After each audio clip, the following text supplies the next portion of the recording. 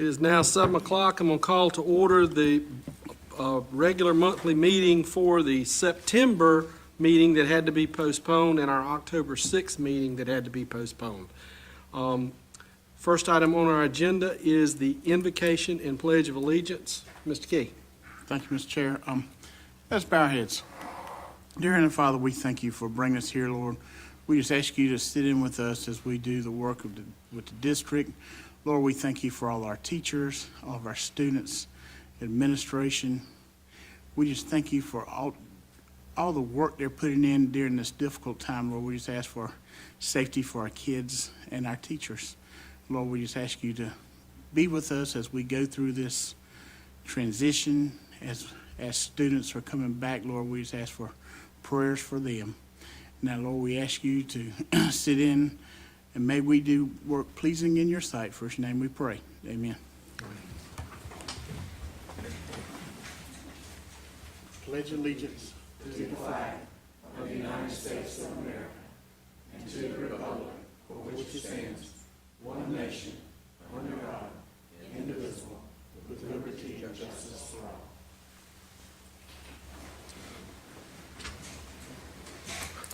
Thank you, Mr. Key. Next item on our agenda is consent agenda. Without objection to consent, who is doing our production tonight? So next up on our agenda is new business. First item, consideration of one-time bonus. Dr. James. Yes, sir, Mr. Bingham. I was making the recommendation based on the fact that the state of South Carolina is currently under a continuing resolution. Our teachers and employees have not had the step increase that normally happens whether or not there is a raise. You've got issues that have been created by this pandemic. I would like to recommend 2% for the full-time equivalent employees, with the exception of the superintendent and the superintendent-elect. Mr. Chairman? Yes. I'd like to make a motion to accept administration's recommendation that we approve a one-time bonus as opposed to a salary scale increase using funds from the 2019-20 revenues which exceeded the budget expenditures, and to be dispersed in a single check just before the Thanksgiving break to all of our full-time equivalent employees at the rate of 2%, with the exception of the superintendent and the superintendent-elect. And We I'll have a second. motion. We have a second. Any discussion? Mr. Bingham? I think there's nobody in this room who would not agree this is a great idea. We've asked a lot of our staff this year, including you, Dr. James, and you, Dr. Wade, so we're sorry y'all are getting left out of this, but. I wrote the motion, so that's okay. That's okay. But I mean, we've asked all of our staff, and I think this is a great thing that y'all have suggested, because, they've gone above and beyond trying to find new ways to teach and new ways to innovate and new ways to clean our buildings and do all the things they have to do. So I appreciate y'all bringing this recommendation. Thank you. And I think they're going to appreciate it. Thank you, ma'am. Anybody else? Yeah, I certainly concur. I think that it goes from top to bottom, that even our bus drivers are having to run extra routes, they're having to do extra things. Teachers are having it easier, but the state didn't do anything. So I think it's a good idea since we do have the funds. All right, we have a motion and a second to approve the one-time bonus. All those in favor signify by saying aye. Aye. Opposed? Motion carries. All right, next up is consideration of first and second reading of revisions to board policy BEC, executive sessions and open meetings. Yes, sir, Mr. Bingham. As you're aware, the practice in Lexington 2 is we sign, the board chair signs an affidavit coming out of executive session, signifying that the topics in executive session were what was related to the public and in accordance with South Carolina law. We're asking that the board update our policy to match our practice. So our recommendation would be that this be first and second reading, since that has been the practice for a long period of time, for the revision of board policy BEC. I'll entertain a motion.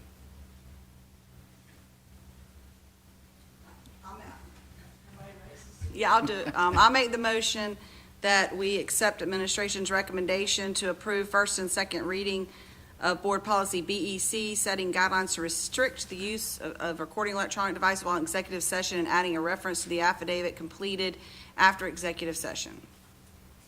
Okay, you have a motion. No, have a second. You have a second by Mr. Key. Any discussion?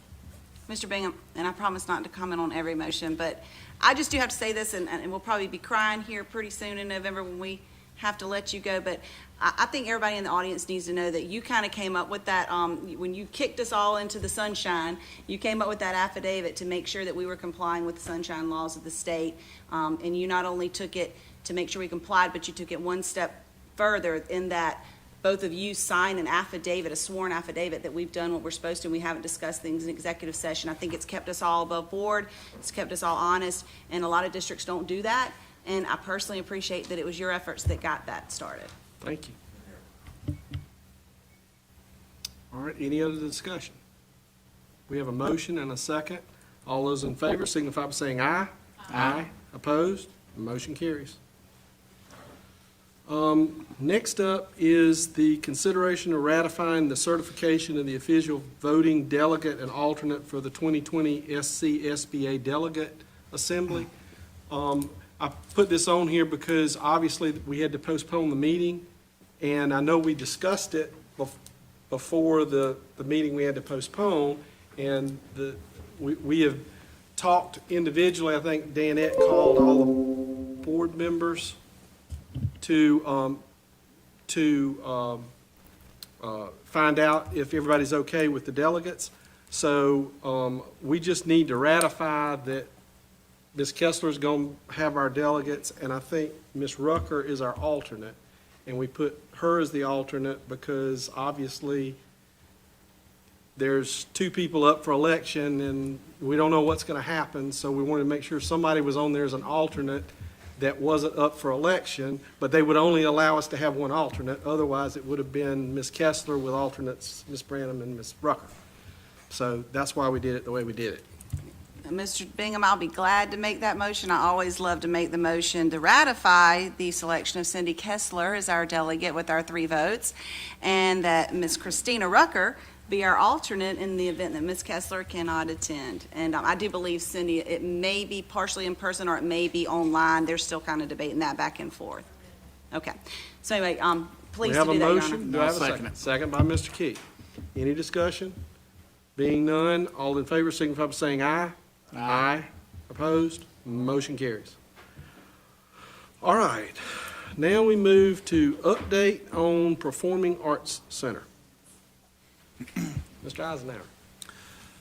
Mr. Chair, members of the board, Dr. James, I think our team just arrived, and I think we're ready. But before we do that, I'll lay a few things out here just to make sure.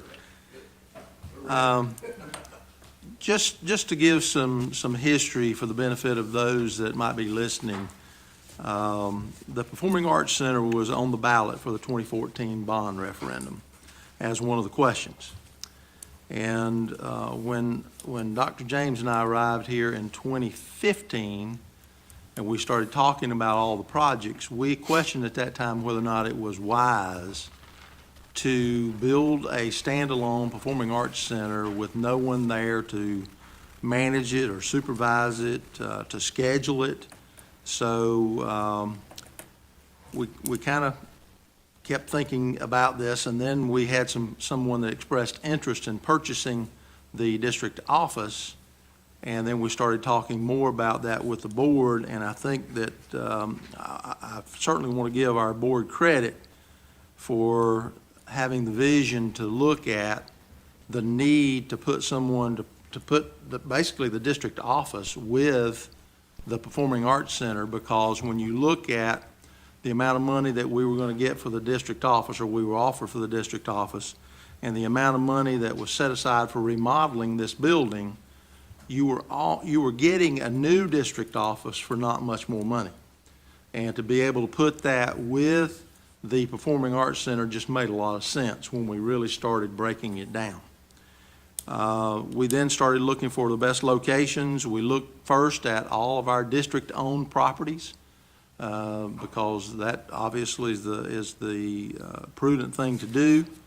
We determined that with the district office and Performing Arts Center being on the same property, we really didn't have anything that was large enough to handle that.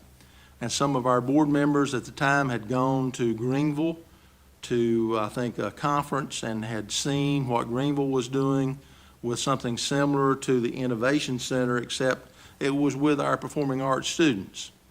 So to give the board the possibility of expanding this facility at some point in time to maybe pursue that idea, we again started looking at, and we narrowed down to basically 3 properties, with ultimately selecting the property at the Otari Village, which is easily accessible for all of our schools. It gives good visibility for the facility. There was already a considerable amount of site work that was already done on this particular piece of property. So again, I commend the board for making, in my opinion, some very wise decisions with regard to this facility. I'll also say that this board has watched every dime. They've made sure that every project got what it was due with regard to funding. And fortunately, we were able to stay within budget on all of our projects. And as a result of good physical management of this 2014 bond referendum, really this new facility that we're looking at, which is the last project of the 2014 bond referendum package, it's almost a windfall, because the money for the bond referendum, the $225 million, has already been debited out to all of our schools, and they got actually more than they were budgeted. So you now have the ability to give this district a facility that is going to be second to none. And when you look at what we've done for academics, athletics, the whole 9 yards, I think that it's only fitting that the board now take a look at what we can do for our artistic students and the performing arts. So with that said, we have with us tonight the contractor, which is Thompson Turner, and the architect, which is Jumper Carter Cease. And I think Todd Cease is going to give us the most recent schematics for this project, and then we're going to we've had Thompson Turner to work out a budget or an estimate at the schematics level that we hope will keep us moving forward with this project. Todd? All right, thank you, Don. Mr. Chairman, members of the board, Dr. James, Dr. Wade, thank you for this opportunity to meet with you tonight, give you an update. It is extremely exciting. This is going to be a phenomenal project. As Can we hook him up with a microphone? Because we got folks at home that are right there. I'm sorry. All right, good. So it is an extremely exciting time as we review the schematic design. We have been working closely, Don, with your group, Dr. Wade, and many folks within the district here, Dr. James, and certainly are excited to present you the most up-to-date drawings tonight. As Don mentioned, this is a phenomenal site. I think the district is extremely fortunate to have this site. It is highly visible right along the 12th Street corridor, main thoroughfare into Casey, West Columbia area. Evident to all of the members of the community and the students in Lexington too. It's basically 2 pieces. So our recent facility that is nearing completion there, that is similar in size, 2,000 seats, and performing arts center, and so we, Ms. Kessler, Bud, you guys had a chance to look at that facility. I think ours will compare favorably to that. I think, Don, you'll agree, Dr. Wade had a chance to walk through that. But all of the support space off of this Performing Arts Center is included within the program.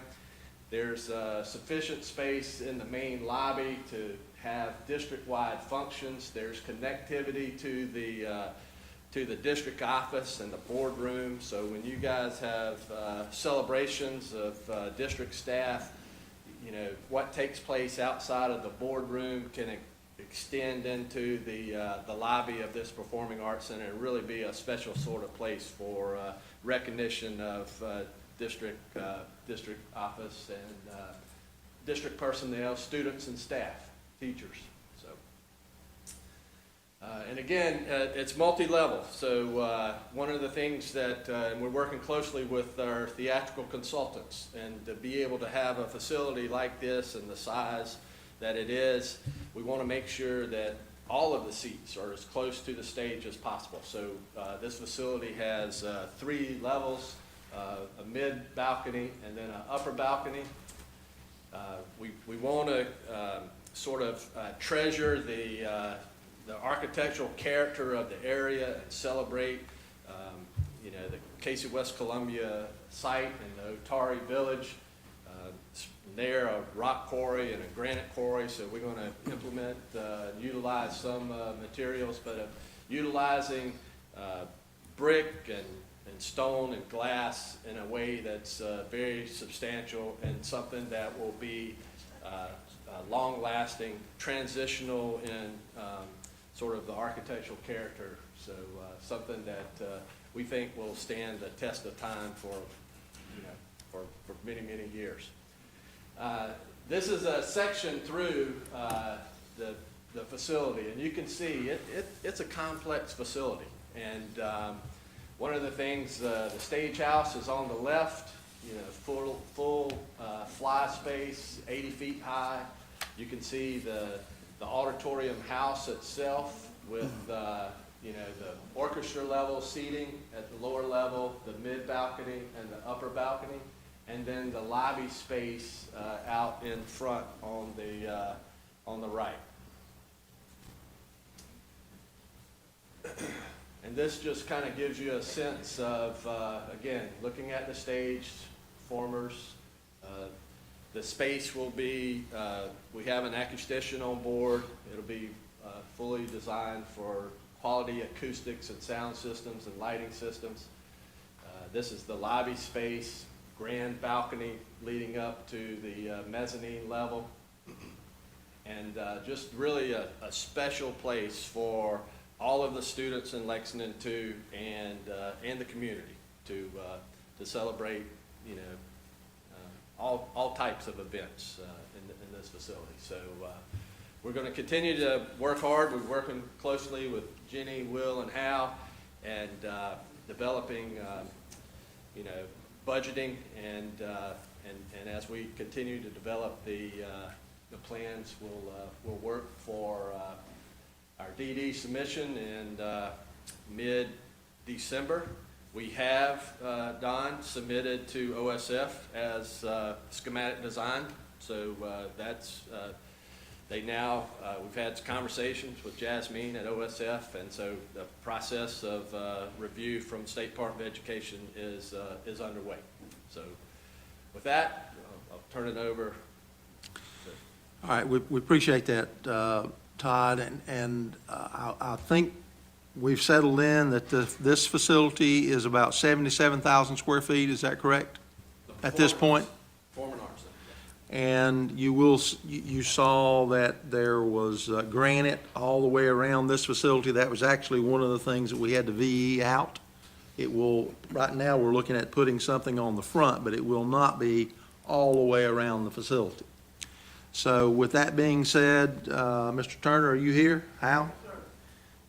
Can you give us, at this point in time, your estimate on what you think it will cost to build this Performing Arts Center? Okay, yes, we're at 77,000 feet, like you said, on the auditorium, 28. Will you go over to the mic?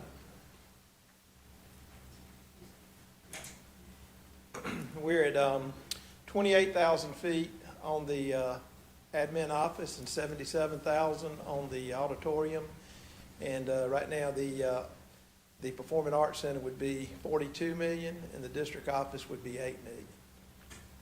Okay. And, you know, that's through a lot of work, working with local subs, getting pricing, and we've got the contingencies in there that we feel is sufficient for a facility of this complexity, so we feel good about those numbers. And I'll be- And I would like to say that I had Dr. Brooks to pass out a sheet that says historical funds for district office. You should have that at your table in front of you. It's one sheet. And this explains to you that in the original bond referendum, as far as the budgets for hard costs, and what we're talking about tonight are hard costs, but that's construction costs. You're looking at, we had a budget of $2,541,000 set aside to do renovation work on this district office, which really would have given you a roof, some HVAC, equipment, and maybe some flooring, and that's about all you would have gotten out of this. The floors would still be weak like they are now, in our opinion. So, and also from the sale of the district office, which is $3,120,000, that gives you a total of $5,661,000. The difference, so really and truly all of that you're going to have to be paying out of any kind of CPIF funds for this new district office is a little over $2 million, $2.3 million.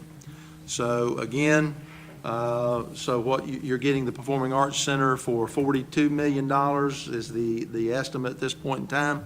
So, Mr. Chair, if there are no objections, we recommend that we allow this design team to proceed with the design development stage of the plans. Okay, do we need a motion? I don't think you need a motion because you've asked that Don and, sorry. No, sir, I don't think you need a motion because the board asked that Don work with Thompson Turner and Jumper Carter Cease to continue to refine this. So we're in the design stage, and they will bring back a design for the entire building and a firm price. So I don't think you do. That's more for information. Okay, we have a question. No, I don't have a question, I've got some discussion. Turn your mic on. Turn on your mic. I so appreciate all the work that you've put in this. And what I'm going to say doesn't sound like I'm very appreciative, but I am. I was taken back when I started hearing the amount of money that this building was going to cost on September the 24th, when several weeks earlier, this board was told that the cost of this facility was going to be about $40 million. Well, we've gone from $40 million to $60 million for a facility that part of it's going to be used on a daily basis. The other part will not be. I struggle. I struggle with spending this amount for this facility. I'm glad to hear you say that you're going to step back on some of the granite. That will cut some costs, but we're going to have to sharpen that pencil as far as this board member. Of course, I may not be here beyond the 12th, but this board member is struggling with this amount of money, and I'm also struggling that other governmental issues, entities rather, can be brought up to date on what we're doing, and yet board members at that time had no clue. So I'm a little bit put off by all of it, and I don't even know what to say at this point because we haven't gotten that far into it and we haven't had any time to discuss it as a board, but I think $60 million is a whopping sum for this facility when we were told just 2 months ago that it would be around 40, maybe 42. And again, I want to reiterate that this board should be informed prior to any other governmental officials in our communities and before anybody else was met with, caterers, anybody, booking people. This board should have been informed. And I'm very disappointed that we get it tonight when everybody else seems to have had it for quite a while. Sorry about that, folks, because I know this administration has worked hard to put this together, but I still have to be true to myself and have to be true to the people that I represent. Thank you. Don, the num- number you just gave wasn't $60 million. No, sir. It's, the 42 million for the Performing Arts Center and 8 million would be $50 million hard costs.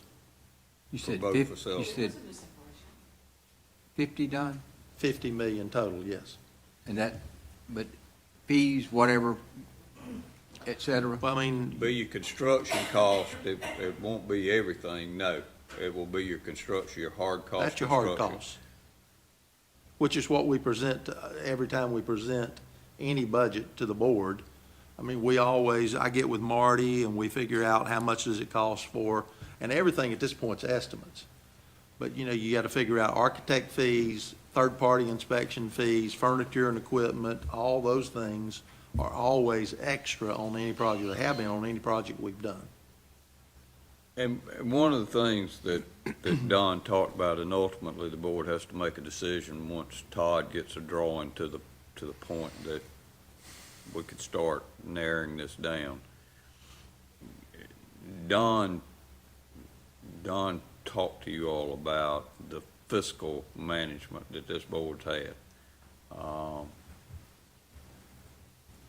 I'm anxious to see this, and the rationale for it, for me, is the fact that it's something so nice in this district, and it's something that is different from anywhere else. Don talks about the fact that we're both from the upstate, and you ride by Norman, you got all that stuff out there.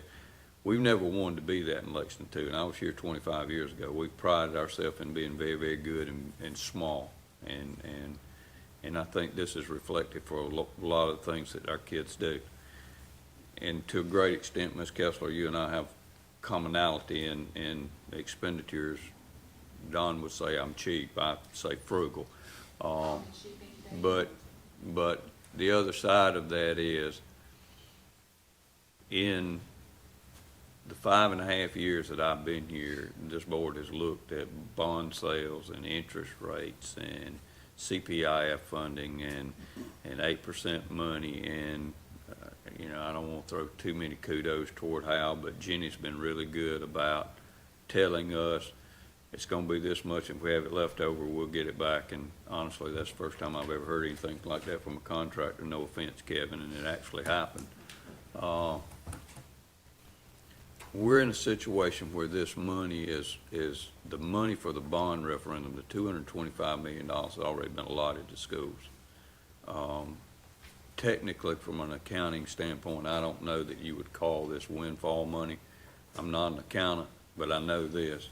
It's money that's been afforded this district from good fiscal management. And if you look at the overall cost of it, it is a lot of money. But with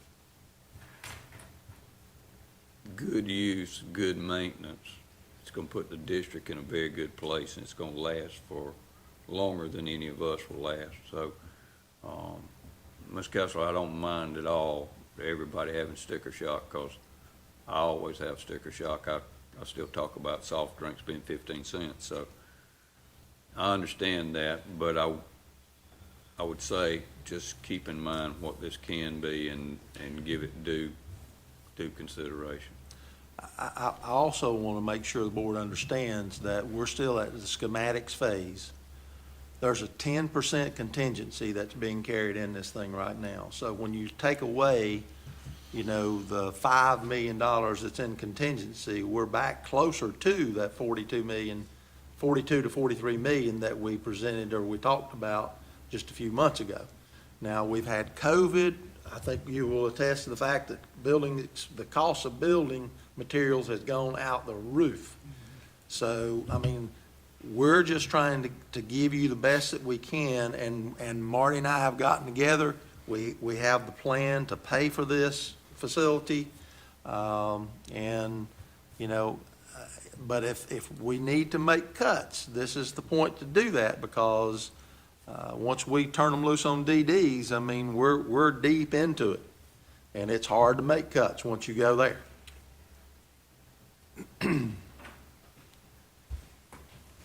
How many board members were aware that we were going to take money out of our budget for the next 5 years for this? When I looked through this, it was a little bit different, but the new one we got tonight, I was not aware that we were going to be taking available funds from the budgets from 20 to 25 out to pay for the fine arts? Because I thought this was supposed to be in the bond referendum monies. Well, I'll answer And that. that's my fault, because you probably have said it, but it did not resonate with me that we would be taking money out of future years to pay for this fine arts center.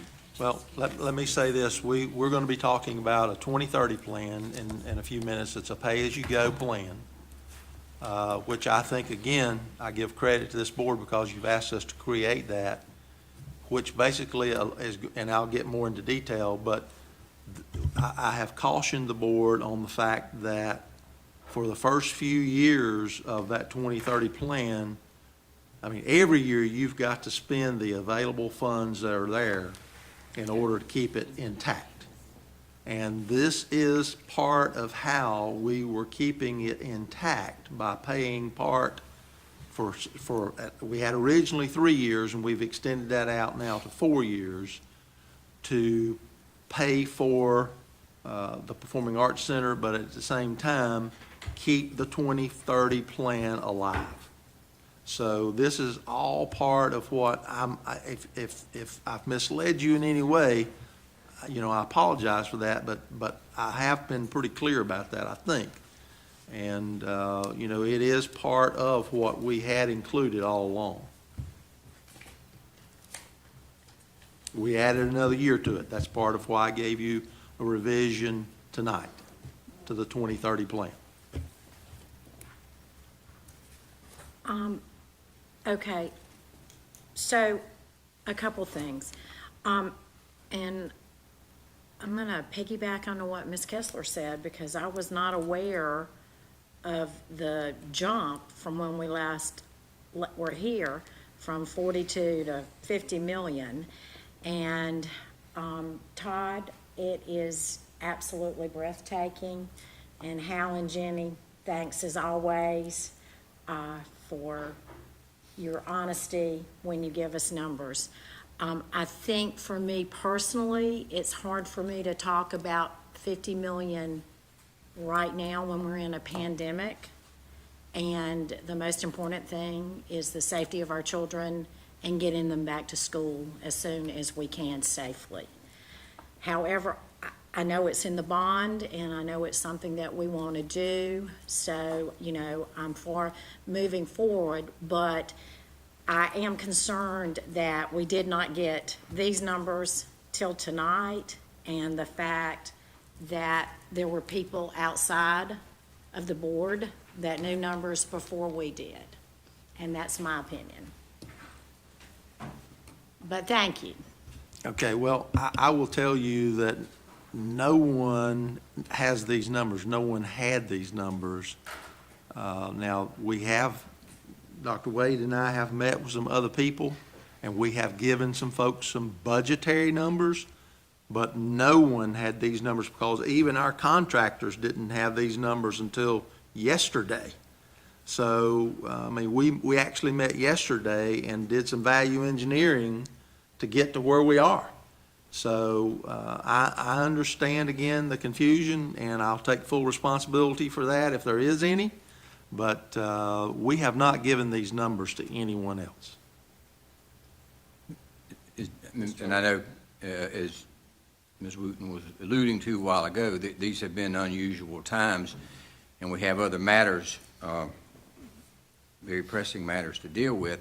Do we, and I understood there's no motion needed, but is there when could we have an opportunity very soon to meet with, the board could have a work session to have all this information presented to us and give us a little time to digest what we're receiving tonight? I don't know what interest there would be to So, but are you finished? I don't want to interrupt you. Are you finished? Okay, sorry. I kind of see what Mr. Summers is saying here, because, I know, and this is no one's fault but a pandemic, because we would have had a workshop and discuss this more. I think the last time, Jenny, who, by the way, how she's been marvelous working with us. We're glad to see you tonight, but she's been amazing. But I remember her standing up here in maybe February, early March, and kind of, thinking about giving us numbers and stuff. And at that point, we still kind of were going back and forth on how many seats. And I think how many seats has been a question, because what are we going to do with this facility drives the question of how many seats do we need in it. And I think we all know, I think Jenny very eloquently told us in a nice way that, yes, seats is the way to shave some of this price off. You can, but anyway, I think, I've done a little more of my own personal research since that time, and just looking at other areas and other facilities of our size, other school districts have done. I had some questions about potentially, have we looked at a plan of a cost to operate if we're trying to do this off-Broadway stuff? And, I feel like we definitely want to go forward, and we want this great, beautiful facility for our kids. But I feel like as a board, and it's not anybody's fault other than we haven't been able to meet to have a workshop or something on it, but like really to delve down into what are we going to do with the facility?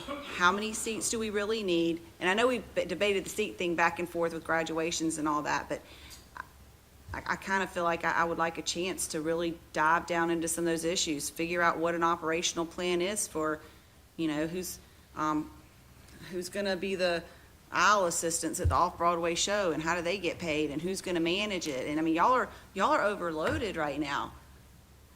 Are we going to partner with a municipality, or are we going to partner with the county? I mean, do we have partners we can work with to do those things? And we might, you know what I'm saying? But I just feel like that's something we need to kind of maybe vet out a little bit further.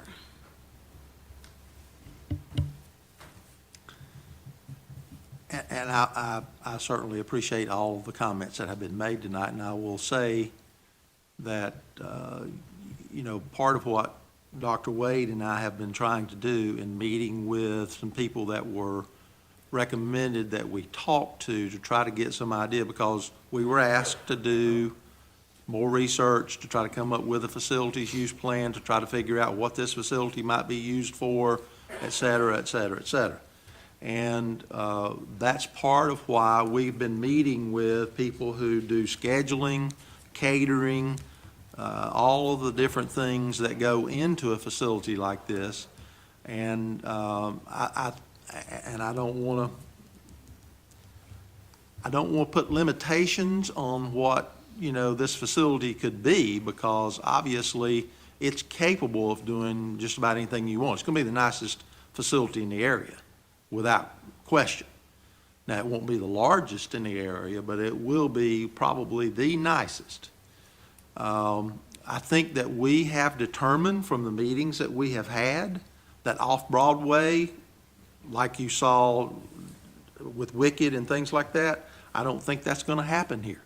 And the reason being is because once they kind of get their niche, and right now that's at the Koger Center, it's hard to break into that market, and they won't come back twice to the same area.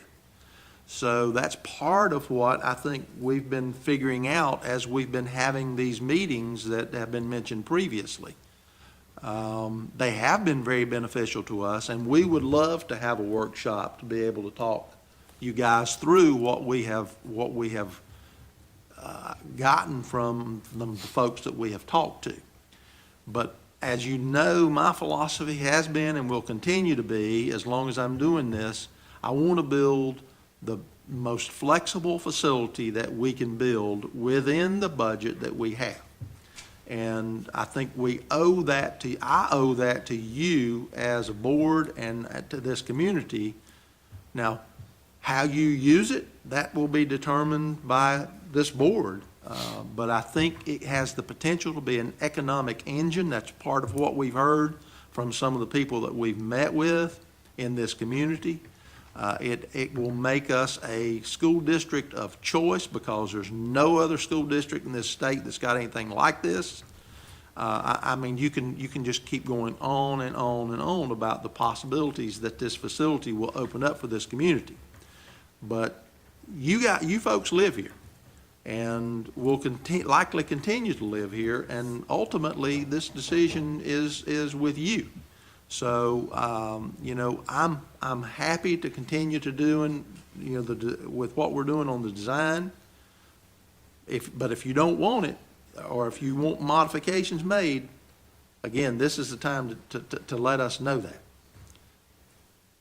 Mr. Chair, I would like to commend Todd and Hal, Jenny, and Don on everything y'all doing on this project. But from what I'm hearing and taking Cindy's consideration, what she's saying, and Beth and everybody, I think before we take such a large step like this, maybe if we sit down with a workshop, and I'm not saying stop anything that they're doing.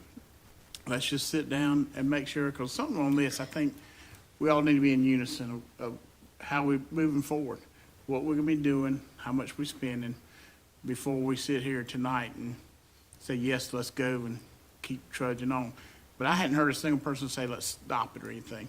I think there's just too many questions out there that could be answered with a workshop that we could do within the next, maybe 2 weeks before the next meeting. We have, or try to get a workshop up where we can get a lot of these answers. So we would be unified when we decide on something of this size.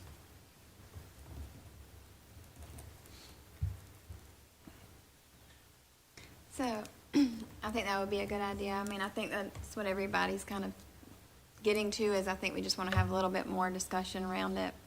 A few things I was kind of thinking about as everyone was talking about, you know, the different aspects of this project. It is a large project. It's an exciting project.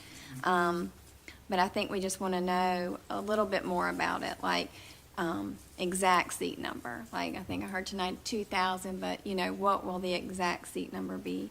The timeline for the project and the milestones, like, so we know, like, when we're having meetings like this, like, what is the next step, you know, so that we can stay on track.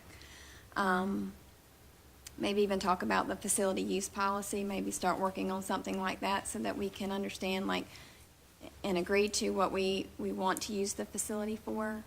And, yeah, so maybe we could get down to a little bit more of the details, and then, of course, the final cost. And, you know, with a project this large, there's so many features and so many options. I know you mentioned about value engineering, and that you all have already been, you know, working through that and just, you know, discussing ways to cut costs. I appreciate that. But I think that's something we can continue to do and have a deeper conversation about it, so.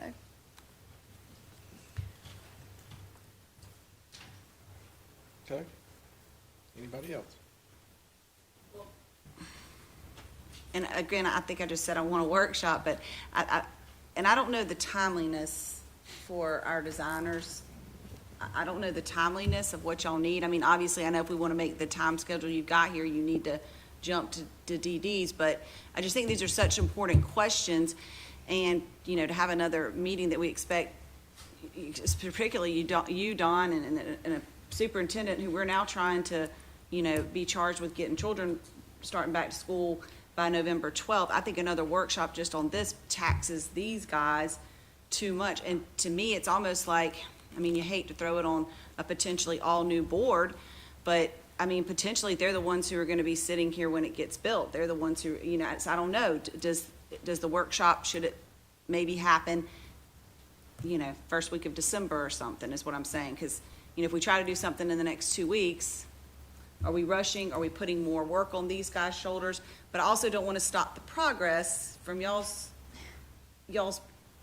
point either. But I don't think anybody here wants to kill the project, but I think we need to talk about what we really want to do with the facility and how many seats and stuff we might want to have.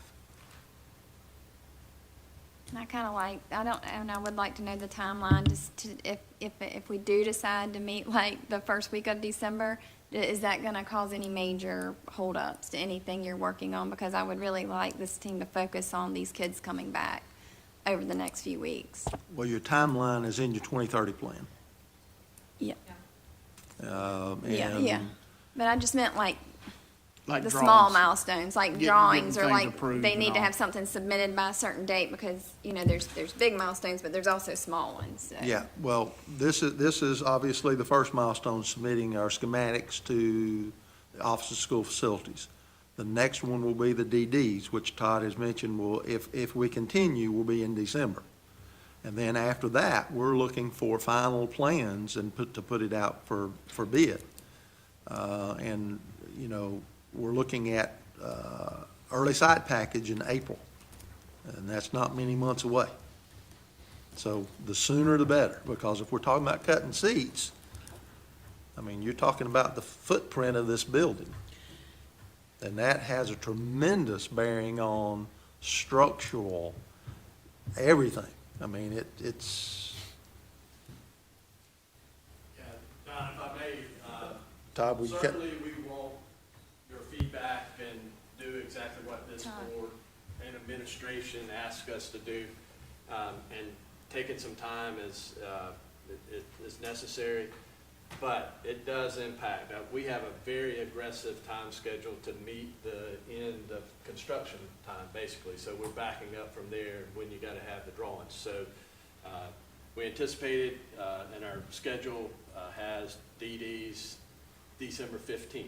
So, you know, with approval of the board, we're gonna continue to work hard immediately, and for the next 6 or 8 weeks, we're pushing hard to get DDs completed. Then, as Don said, after that, we'll be pushing hard to get construction documents done.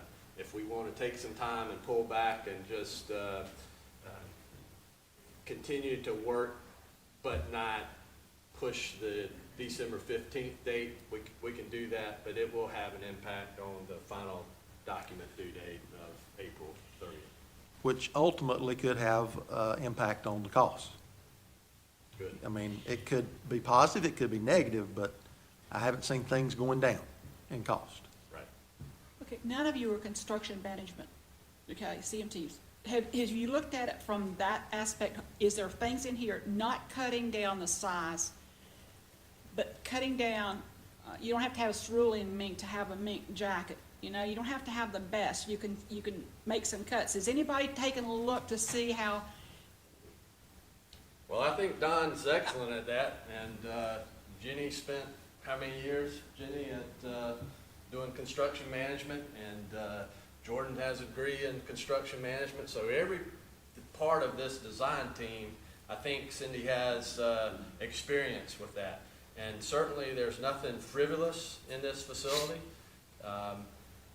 It is nice. It will be a phenomenal facility, but it's nothing extravagant. It's what's required to have a state-of-the-art performing arts center. What drove that price up $10 million?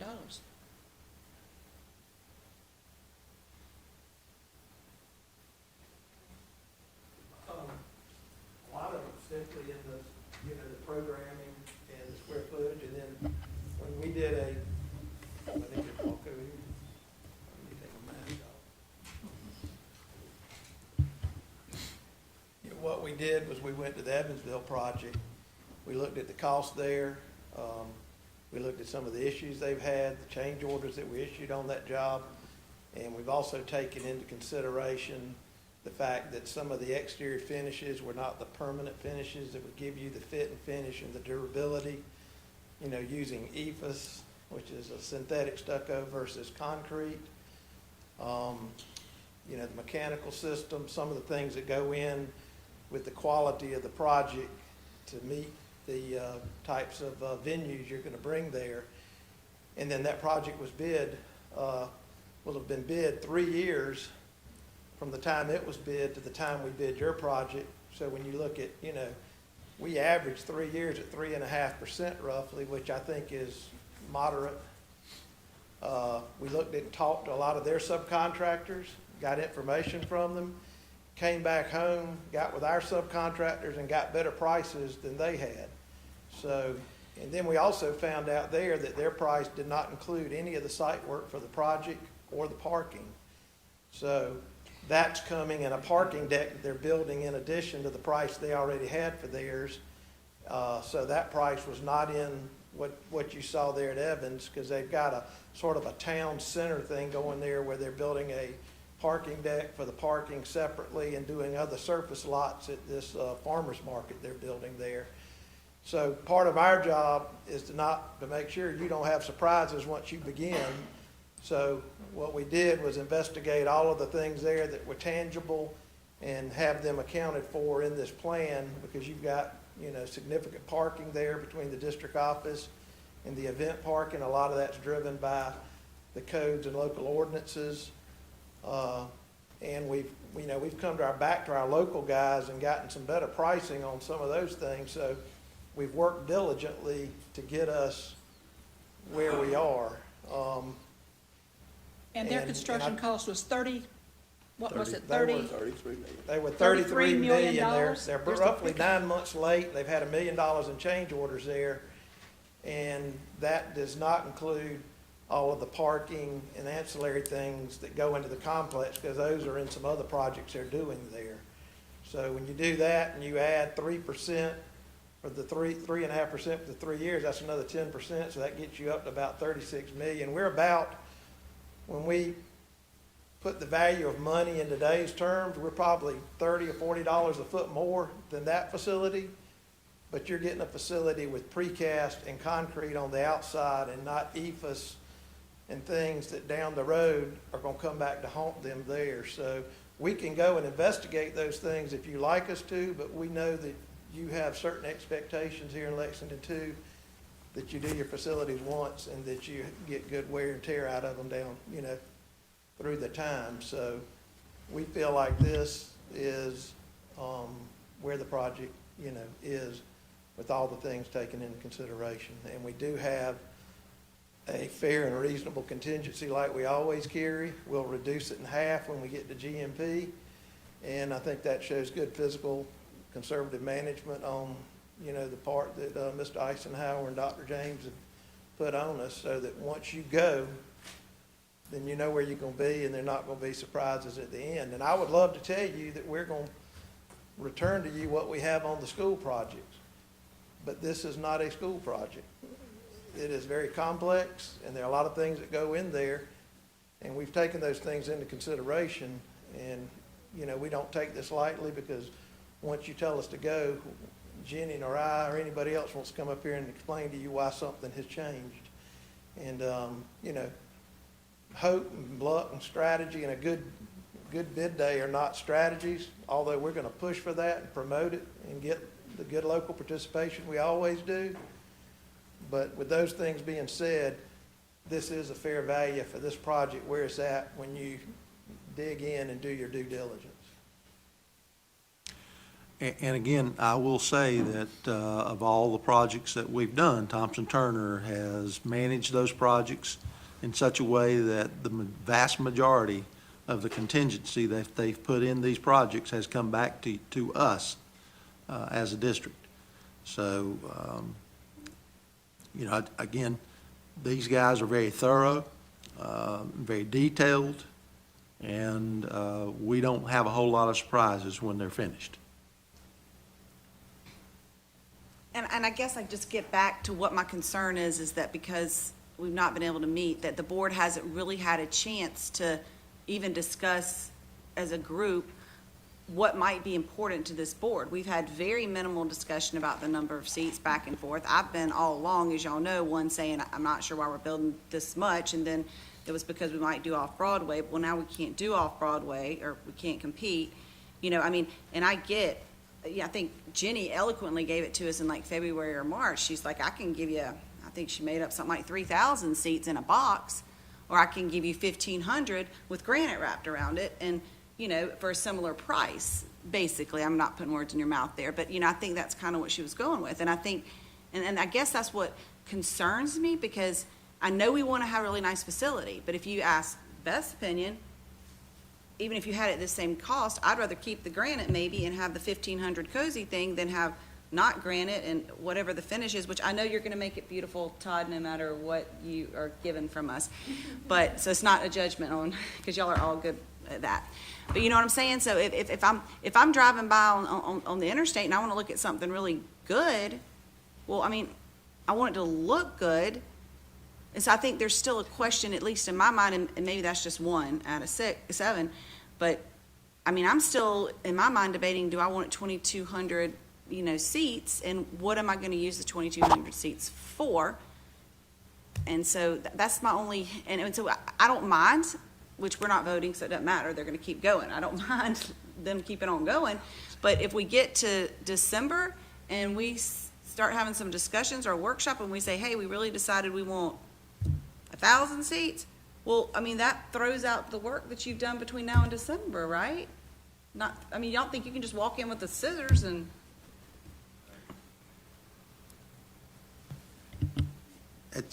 At this point, it has 2,070 seats, is that right? It's right in that range, 2,049, exactly. So, and then that's, that's the number of seats in the facility. And we have worked hard to, with Thompson Turner, to control costs. And Don, Dr. Wade, Dr. James have all been very much involved in making sure we control costs. So with that, the number of seats is extremely important to the design. It drives everything. So if we change the number of seats, then yes, it's going to impact a lot of things, and the schedule would be the biggest thing. And I will say, I'm probably as guilty as anybody on the team as trying to keep that basic foundation intact, because you can't go back and build more seats. You can't go back and widen your hallways. You can't go back and do the things like that. So I think if you think about it, you've got to really realize, and you've got to decide for sure that you're happy with the number of seats. And we've had discussion with this board from everything from 3,000, so we could have graduation there, to, and I've told you all along, my goal is to give you as much as we can afford. And that's where we are. Now with 2,050 seats roughly, you could hold graduation there and give everybody 6 or 7 tickets, maybe 8, and probably satisfy most people in a very nice facility. But this is not just for graduation. Again, it will give us opportunities that no other district will have. But, whether you want it or not, that's up to y'all. Hey, and Don, I failed to mention one thing. So Don mentioned flexibility, and this will be a very flexible sort of space. We'll have curtains that come in that actually could bring down the size of this facility. So on elementary school night that, you don't have 2,000 people coming to an event, it will feel like a more intimate space. So that flexibility is built into the design and the construction of this facility, so that it will accommodate all of the students in Lexington too, and the community.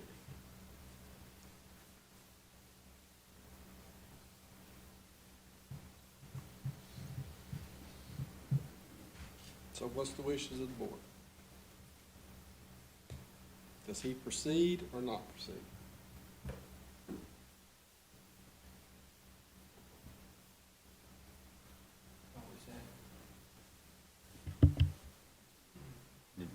Maybe I missed something. Work would proceed, but we were talking, I thought we were talking about soon having a meeting. We haven't set a date for a workshop. No, I think the question that at least the way I'm hearing it is, between now and the time you have the workshop, they're gonna keep on working, and so they'll be at design development by the time you have that workshop at the first week of December, or second week of December. So if you wait till then to then tell them to change it, then all the next 6 weeks of work is for naught. And it's kind of wasted, and it's got to be redone. So either they just keep on going, and then you're going to workshop later to determine how you're going to use the facility, but be resolved that the seats are pretty well what they are, Or either you say no, and you're gonna have to pause these guys and tell them to stop until December, until you wanna have a meeting. So That's what's the what I'm best case hearing. Now, am I scenario? wrong? No, you're not wrong, you're right. You're exactly right, Mr. Chair. Because when you engage the engineers and you start having them to design things, then you're gonna have to go back and pay them to change the design if we change the number of seats. So what if we hit pause then? Then you're gonna delay the project. I understand, but as far as cost that we would incur, additional, would there be? Well, you just heard the contractor say that he calculates 3.5% cost per year. So you can calculate, in most cases, you're going, for every, I guess, 4 months that you delay this, you're looking at over a 1% cost increase in construction. That's the general rule. Am I right or wrong, Hal? So it would be a little more than 1%. Well, Don or Bill, because you do more construction and Kevin, so if they just proceed on with this space, we have a workshop, or they have a workshop in December about talking about facility use and all these things. At what point, because I feel like, Jenny, y'all give us prices at different times. Are we gonna get a more firm price in December that at that point we could say, hey, that turned out good, or oh my gosh, that turned out worse? I mean, when will we get another firmer price that we could potentially, because I know we've had before, you've brought us, here's an ad, why don't we pull some of this out and this can be an ad, or maybe, I mean, can you do that going towards, I don't know, a design document, whatever DD? Yes, so very quick answer to that question. We would not have that budget update in December, because once he gives us the updated drawings, we would want at least 3 to 4 weeks to take those drawings, really vet them, do our own internal takeoffs, get them out into our local subcontractor market, and because of the complexity of the job, really complete a constructability review and have a lot of ongoing meetings with them. So I would say, and also you're talking about it being over the holidays, so I'm being realistic about that. A lot of the subcontractors just kind of shut down and go to sleep over Christmas. So I would say it would be at least the middle of January to the early February before I could give you something with good confidence, just to be safe. Now, as we move forward, we can continually update our budgets over the next couple of weeks as Todd gives us iterative set of drawings to review and we see where we are. So in January, that would be that meeting where you've come to us before, we actually have stuff up there, we're like, hey, we're going, this is what we think, this is what we're coming in at. And a lot of times, and I'll give your firm kudos, a lot of times it comes in lower than what you've given us on a day like today. So potentially she could be coming in here in January with a lot lower number than this, right? Yes, and we have already, Will has worked hard with someone on my team to develop a list of cost savings ideas that we've already distributed, both to Don and to Jumper Carter Cease. If those things are incorporated into their design, then I would say, yes, there would be a good chance of that. Now, one of the drivers, you asked the question earlier, how did we get from 40 million to where we are today? The square footage is a really huge factor there. So the square footage that we were evaluating when we were coming in at $40 million was much less because of all the ancillary spaces and the programming and the spaces that the consultants were advising that the design team include. So a lot of it has to do with square footage. Once we get into the square footage of what our goal is right now, and once we incorporate all these other cost savings ideas, yes, hopefully, at DD, they will come in maybe lower. And we have had a really good, if it makes you feel better, this week, really good bid day for a very large facility for Richland School District 2. So I do have a lot of confidence in that, and it may be that you can take advantage of that in the spring for some subcontractors that really are hungry for work. So when you say the square footage has changed. So what was the original square footage? Did we as the owner add more square footage? No, I just think that was the square footage that was being assumed that we needed for the number of seats that we were looking at that time, Todd and the entire design team. And so that was the square footage that we were working off when we put put together the first estimate. As we've continued to develop it and work with the owner and work with the AV consultants and different people who've been involved, it's kind of grown. Understanding how many, group toilets you need and all of the other ancillary spaces that go along with the high-performance facility that you're wanting, as opposed to maybe just a typical, what you might call an auditorium for a typical K-12 facility. Does that make sense? Green rooms, dressing room, you know how it goes, right?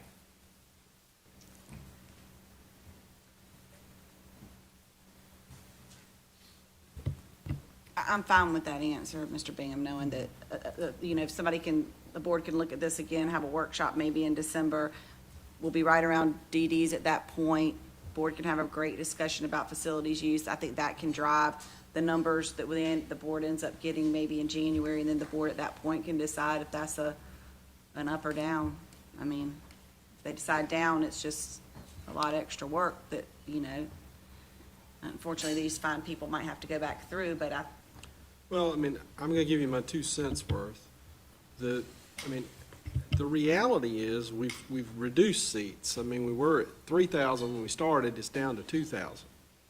When we first started talking, there was, it was going to be as many as we possibly can. It's down to 2,000. We're down to that.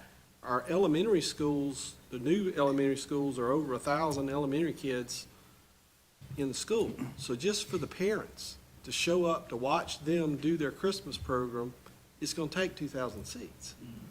I don't know how much smaller you're going to actually make a facility that's functional. And I know we've been looking at a fine arts facility since I was first elected 20 years ago. That was on that first round we looked at. We just couldn't afford to do it. And one of the things that has always irked me is that when you have kids in school, and because I was on the board, I never would take a seat from anybody, any other parent that wanted to see their kid. But I can't tell you how many programs I went to, I stood outside because I couldn't get in to see my own kid because there's not space there in a cafetorium to do it. This facility is really important for that reason. Parents need to be able to sit down and watch their kids. Their kids want their parents to see them. They want the other parents to see them. They want to feel the importance of being on that stage. And for that reason, I don't see how you're going to cut much less than 2,000 seats and accommodate the needs of the district. My suggestion is certainly there needs to be a plan for how you're going to use the space and what you're going to use it for. And that would be a good omen for a workshop to discuss those things, but that really does not stop them from keeping moving forward. And then you meet, I won't be on here at that point, you meet and decide how do you want to use the facility and what things are important to you.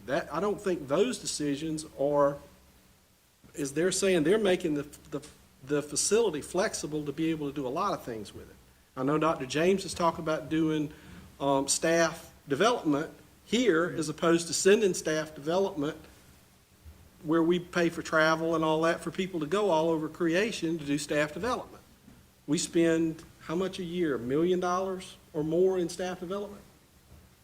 Yes, sir. And then one of the things we've talked about is the fact that if we were able to do that, then we would sell seats to the surrounding districts. So basically, our folks are getting national level staff development for selling seats to other places. So there are a lot of uses, I think, for that building. And I think it's one of those things that we can look at, and it goes beyond just the theatrics. If there's anything that would say there was wisdom in this board putting together a fine arts center in the question, it's been the change at Busby Middle School. When I came here 5.5 years ago, there was a waiting list for students to leave Busby Middle School. Busby Middle School was a magnet school. It wasn't functioning as a magnet school, but that's what it was called. Dr. Brooks went over there kicking and screaming, and it became a magnet school. And now there's a waiting list to get in that school for kids who are interested in the arts. And as Mr. Bingham was talking about his child being on stage, you know, you have a lot of parents who come in there just to see those kids participate in plays and choral events and that sort of thing. So I've never thought in terms of, are we going to go in the Broadway play business? If we can do that, that's well and good, I guess.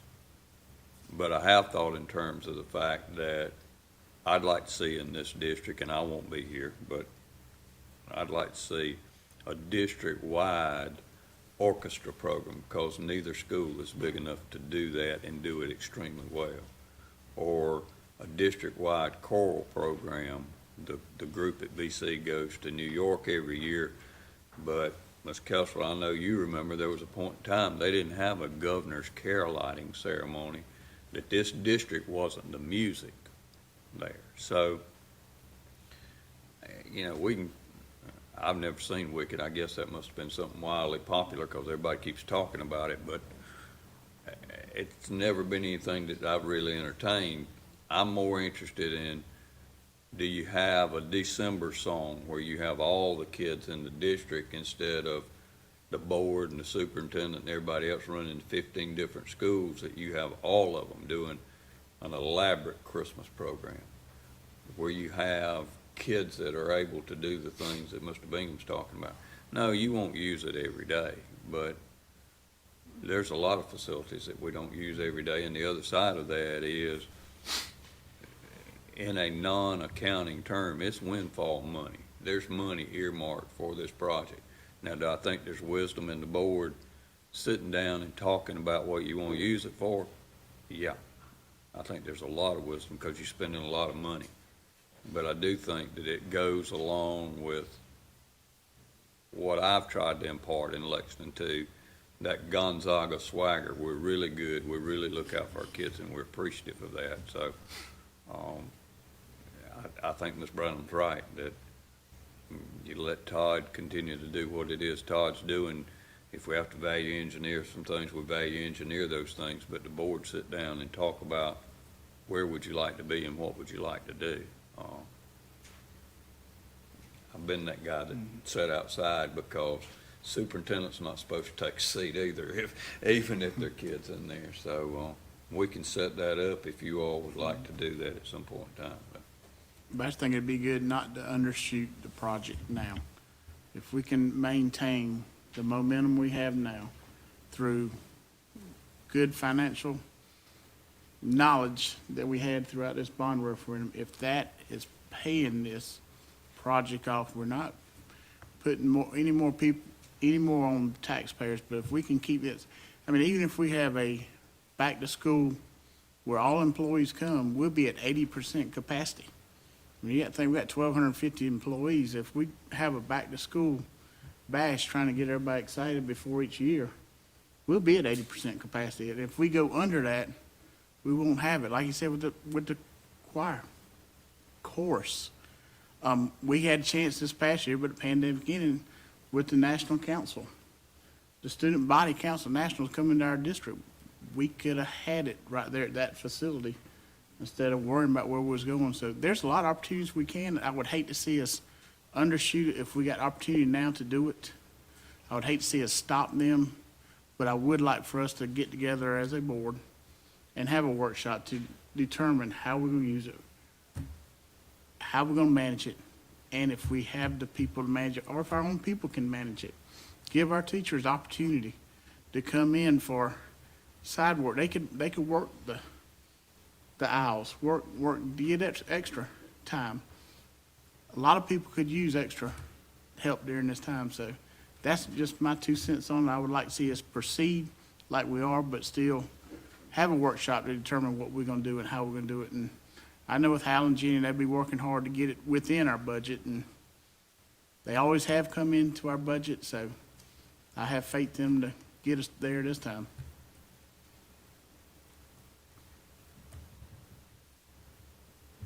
Do we have consensus for them to move forward?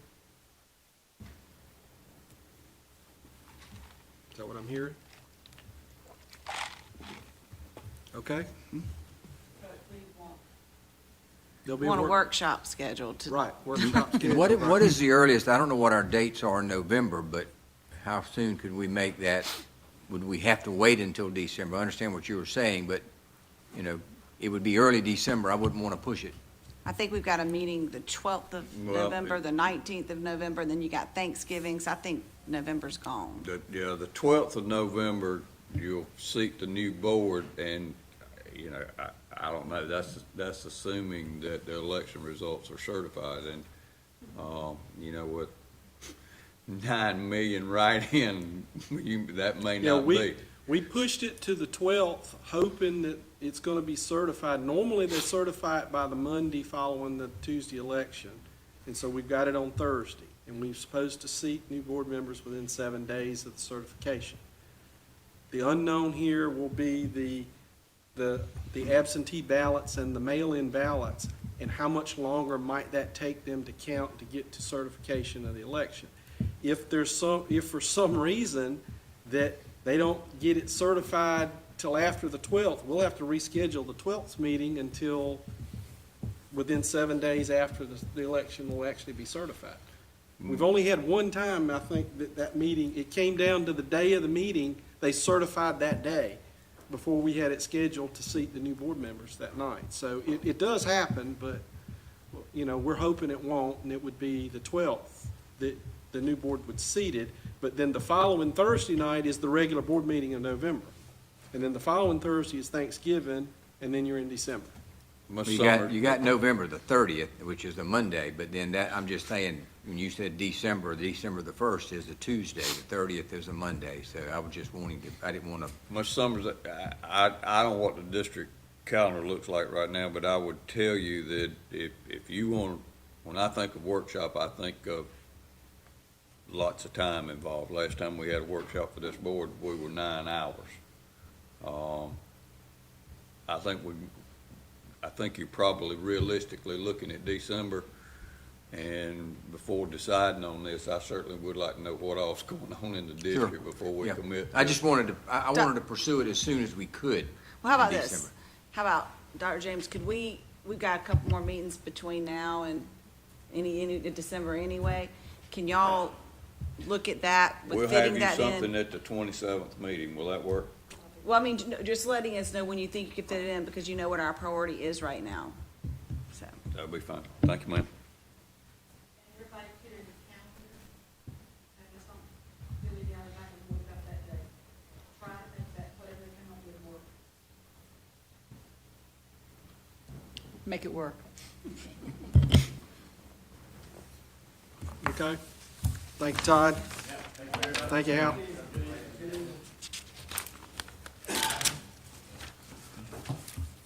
All right. Next up on the agenda is update on the 2021 budget. Yes, sir. This is another one of those items that started out as an agenda item for a workshop. Ms. Rucker asked about an update on our budget, and we had told the board that we would come back to you sometime in the fall to kind of give you an update. As you know, the state of South Carolina implemented a continuing resolution.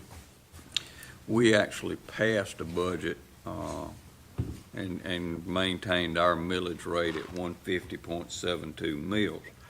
Our total budget for this year, as you all are aware, is $86,718,313. Out of that $86 million, 85% exactly is salaries. That's $73,710,000. If you take that from the 86 million, that's just over 13 million left for everything else. Everything else, about 10% of everything else includes contracted services, utilities, insurance, fuel, postage, everything that we do that keeps these buildings running. If you pare that down further, that 10% would be $8,600,000, which would leave you $4.4 million. That's the flexibility in a school budget, and I don't think most people break it down to that point. Everything we do with $4.4 million. That includes per pupil funding to the schools, that includes athletics, that includes every program we do, that includes supplies, paper, all of those things that mean school. So when you get down to actually working a budget, there's not a lot of room in a budget to do very much of anything. We try very hard to watch that. And I told Ms. Rucker the other day, when she asked about the budget should always reflect what's important to the district. And I think we've done that. We're at 85% of our budget for salaries. One of the things that was important to this board is the fact that we have low teacher-pupil ratios. We have some of the lowest teacher-pupil ratios in the state and probably the lowest in the Midlands.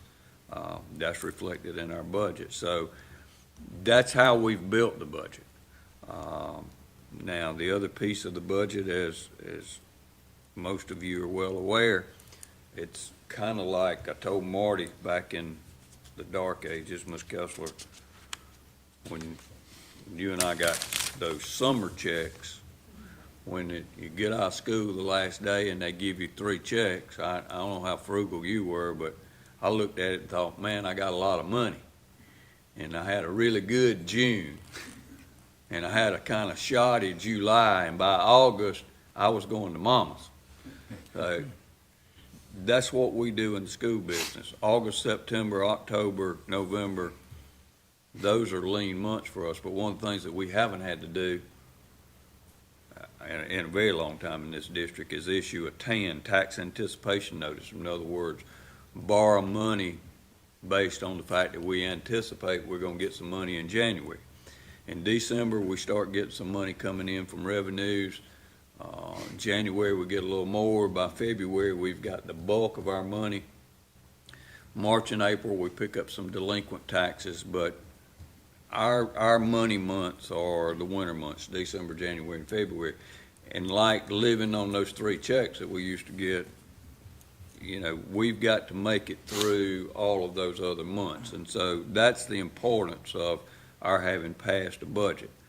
I'm assuming that in January, when the General Assembly comes back, we will get a budget amount of base student costs for this year that we can balance everything out. Once that happens, the board will need to hold a meeting and have an amendment to approve the budget, because you'll have an exact budget. But that, obviously, it won't be until at least January, because the General Assembly won't be back in session until at least January. One of the things that is a positive for us, we're about 945,000 and change favorable variance. In other words, we have about $1 million more than we anticipated. That comes from property taxes. We lost 128,000 to Act 388, Tier 3 homestead exemption money. So we're about $900,000, a little over $900,000 in a positive category. Marty and I made the decision for that to be unbudgeted, and the reasoning behind that is that right now we're down about 300 kids. The positive is we know exactly where those kids are. We've had Dixon's folks over there with Power School run the names of all those kids, and we've tracked down where they are. Some of them are being homeschooled, some of them have gone to private schools, some of them actually did move away. But we're we're inviting those kids back to school. But in the event that we reach day 135, which is the money day, and those kids aren't back, then we've got $945,000 that's a positive variance over what we thought it was going to be, to make sure that our budget is as sound as it's always been. Every year that I have been here, we've been fortunate enough that we have money that we put in fund balance, and that's been real crucial for you all to be able to maintain your buildings, because you've got a formula worked in where a portion of the fund balance before it's actually put in fund balance is taken out, put in CPIF. $1 million of that goes to technology, so we continue to upgrade the technology, and then the CPIF budget has to be in place before the general fund budget. Typically, that's done in April. So right now, that's telling you a lot of stuff that you already know, to tell you that based on everything we have right now, we're about a $945,000 positive variance, but we still don't have the state budget to work off of. Ma'am?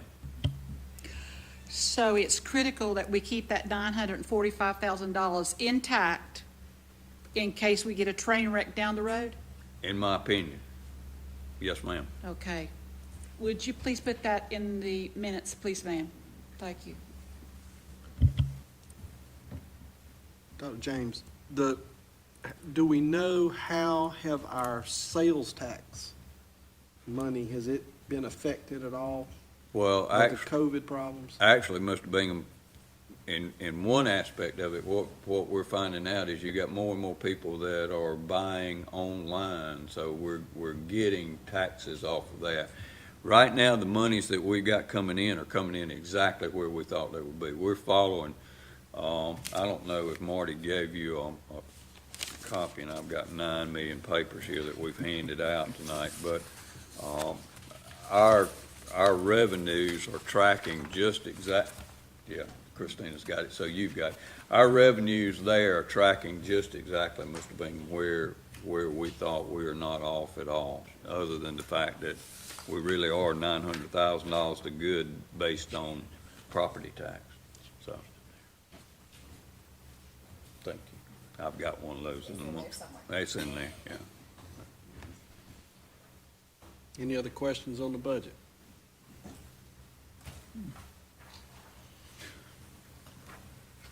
Marty, is there anything that I've left out, forgotten, No, sir, I think anything you can add?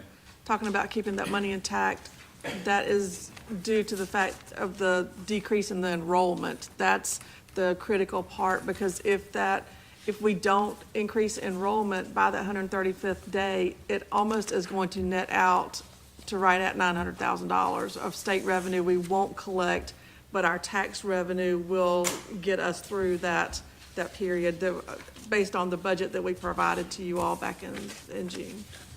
Ms. Kessler, in answering that question, I've talked to the principals, and they have their list of those kids, and we feel like a lot of that in the homeschooling and all is the fact that we're in the middle of this pandemic, and we have a plan that we would like to pass on to the board at our next board meeting. But in short, if we have our kids, those 300 kids, if we have them back in school on the 135th day, we'll have about $1 million windfall. But if it happens that they all move away, and I think that's much of an exaggeration, the $945,000 that we have will balance out what we would have lost. So we'll either be right on track, or we'll be $1 million to the good, which is the reason I say, no, we don't need to spend that money. Anybody else? All right, we've been sitting here about an hour and a half. Y'all want to talk about a 5-minute break before we get into the 2030 plan? Yes, sir. Because that's probably going to be a longer item. So let's take a 5-minute break, and then we'll resume in a few minutes.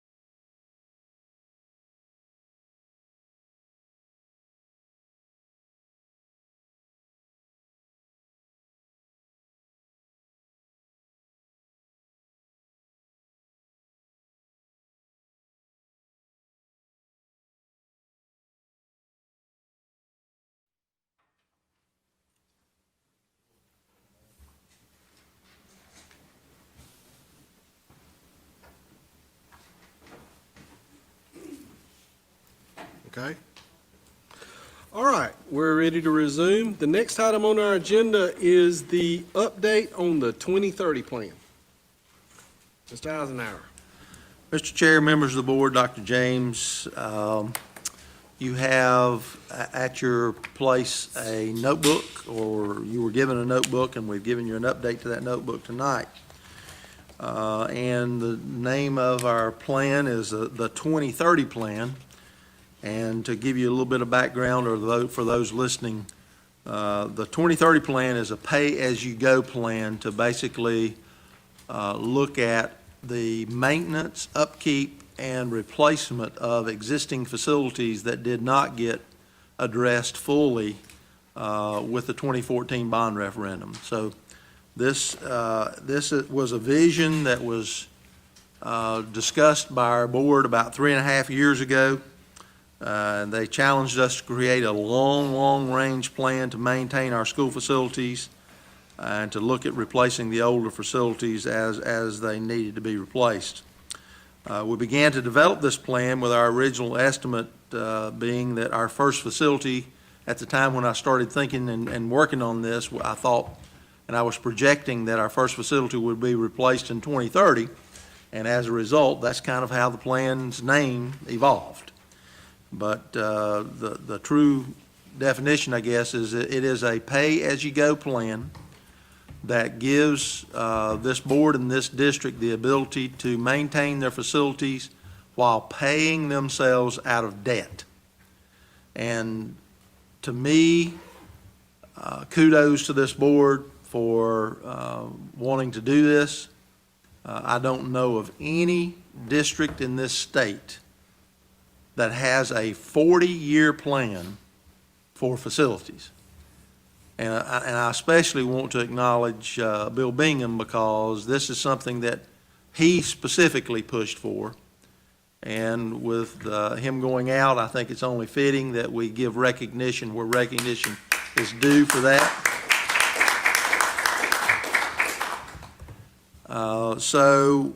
With that said, this plan also includes money for keeping our technology updated.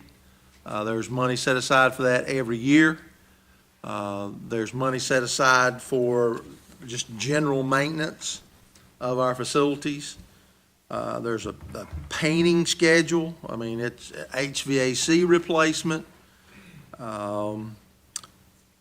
Everything that you can think of that goes with updating and upkeeping our facilities is addressed in this plan. So with that said, if you will, and I also want to say that there's flexibility in this plan. So if something happens, an emergency were to occur where that we had something to happen to a roof or something like that, then this plan can be adjusted to deal with those issues and then pick right back up. You may have to delay it a year. So it has that kind of flexibility. Well, with that said, if you will open your notebook to page 1, I want to just talk about some of the things that are very important in this plan. And that's basically letting you know that there's financial information in here that's projected out for 40 years. The first 20 years of that comes from projections from Compass Municipal Advisors, and that as a document dated January 30 of 2020. The money in this document, which is your CPIF or 8% money, it can only be spent on capital items.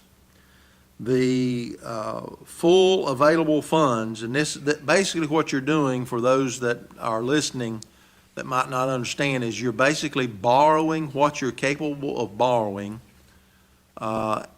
in 1 year and paying it back at the end of that year. So that's, again, I commend our board for having the foresight to do this, and it just makes sense. So with that being said, what we've done here, if you look at page 2,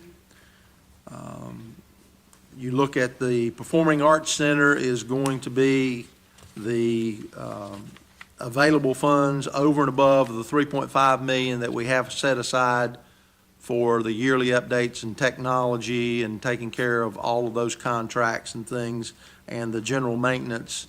Everything above that $3.5 million that's set aside for those items is going toward the Performing Arts Center for the first, those 5 years right there. And as a result, you end up with about, $18 million, $19 million to go toward paying for that facility, which again is the beauty of the paying as you go. You don't have to borrow any more money that you can't pay back in a timely manner, and you don't have to necessarily go back out for a bond referendum. The second page gets into Don, it's important to point out, you also are not paying interest on the money you're borrowing either. that is correct. We've been discussing this. We've had workshops on this now for, I guess, 2 or 3 years. The plan is pretty detailed. And I think that an important part that everybody has to know is that it takes a lot of discipline to maintain this program. Because, and I'll give you an example. We thought we issued the bonds that we could pay back for this year. Ms. Rawls was astute enough to look at and figure out that we had the capability of borrowing, I think it was $1.1 million more dollars, or otherwise, and if she hadn't picked up on that, then this plan would have been dead right out of the gates. Because once you don't borrow and utilize all of your available money, then the available money drops. Your capability of borrowing drops. So kudos to Marty for picking up on that, or otherwise we would have been in trouble before we ever even got started. It's important that you understand that you have to borrow and you have to spend the full amount of money that's available to you to borrow each year. And again, it eventually will pay this district out of debt, and it will give you some of the finest facilities, if not the finest facilities in this state. So it's going to be a challenge for you and following boards and administrations to be able to keep the eye on the ball and to be able to keep hitting that ball into the gap that gets you the run that you need. But you've got to basically keep things in perspective, or otherwise, if you drop the ball, then it has lasting impacts on this plan. So, just what we discussed tonight, if you don't utilize all the funds that we have set aside for the Performing Arts Center, there's an example of how you got to figure out another way to spend that money. If you don't, then again, the plan's dead out of the gates. Now, can we do that? Probably, maybe. But as I told you when we first started talking about that, the challenge is going to be using the money that you need to use to get you to where you start your big projects. And I can't emphasize the importance of you doing that and realizing that you gotta stay focused. So with that said, obviously we could talk about this, and we have talked about this for hours. Dr. James mentioned we had a 9-hour workshop, and a lot of that was focused on this plan. I commend you for wanting it done. And if I'm a taxpayer in this district, I would be patting you guys on the back tremendously for the plan to get this district out of debt and eventually being able to lower those taxes, if you so choose. I'll answer any questions you might have. Ms. Brennan? Mr. Chairman, I'd like to make a motion to approve as a guide for future boards, the long-range 2030 plan as presented, and also instruct our administration to share the appropriate information on this plan with our community. Share as in publish. And I'm going to second it. Okay, we have a motion by Ms. Brandon, we have a second by Ms. Kessler. And Mr. Bingham, we do appreciate everything you've done. I'm glad we clapped for you, but I think we also all owe Mr. Eisenhower a clapping because he came up with this plan. And Marty, I guess the challenge is going to be to present a balanced budget every year and stay within that budget. Would you please make sure that's in the minutes, please, ma'am? Thank you very much. And thank you, Marty, for everything you found that keeps us on line there. So thanks a bunch. Proud of me, baby. Proud of it. Yeah, we issued bonds, actually sold bonds yesterday and got a really good rate on it. So we've issued all the bonds that we will issue for this fiscal year at this point in time. Yeah, I think, Don, one of the easiest ways for people that are not into all the numbers to understand it is it's kind of like buying a car. Instead of borrowing the money to buy the car, we're saving up the money and then buying the car. And that's really what this plan is trying to do, is to get us out of the paying for it in the rear and paying for it as we go. That's correct. And again, it takes a lot of wisdom and foresight for y'all to think that way. And I wish other boards would do that. Well, I want to think in terms of Marty being 29 and you being 39, and we got you both for at least 25 to 30 years. Bill, if you'd stay, if you weren't retiring, I'd say the same thing. You said 39, maybe I'd laugh at you. Hey.